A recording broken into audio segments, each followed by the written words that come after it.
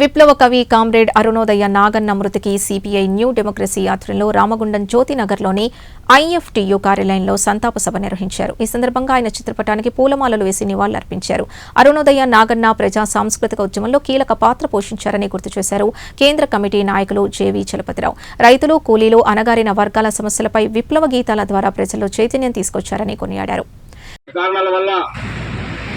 దాదాపు సంవత్సర కాలం నుంచి అనారోగ్యంతో ఉండి ఆవిష్కరణ అనేటువంటిది రాష్ట్ర సభలు జరుగుతాయి. అట్లా అనేకమైన పాటలు కూడా ఇవాళ రాష్ట్రంలో వాళ్ళు ఉన్నారు. పార్టీతో సంబంధం లేని వాళ్ళు కూడా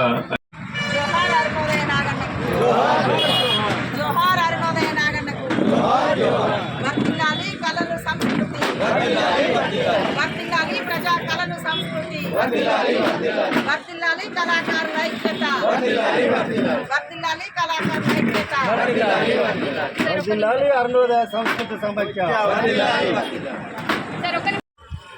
తెరిచిన పుస్తకం నిరాస్తిపరుడు, పేద కుటుంబంలో పుట్టాడు, నిరాస్తిపరుడుగానే మరణించాడు. కార్మిక వర్గ సిద్ధాంతం, కమ్యూనిస్టు సిద్ధాంతం, నిరాస్తిపర సిద్ధాంతం వ్యక్తిగత ఆస్తిని వ్యతిరేకిస్తుంది. అందుకే కొత్తగా పుట్టినటువంటి వాళ్ళు వాళ్ళ చేతిలో ఉండదు. నిరాస్తిపరుడుగా పుట్టాడు. తల్లిదండ్రులు పేద కుటుంబానికి సంబంధించిన వాళ్ళు పాటలు పాడుకోవడం అనేటువంటి ఒక ప్రొఫెషన్, ఒక వృత్తి ఉన్నటువంటి సాధారణమైనటువంటి పాటలు పాడేటువంటి కళా హృదయం ఉన్నటువంటి వాళ్ళు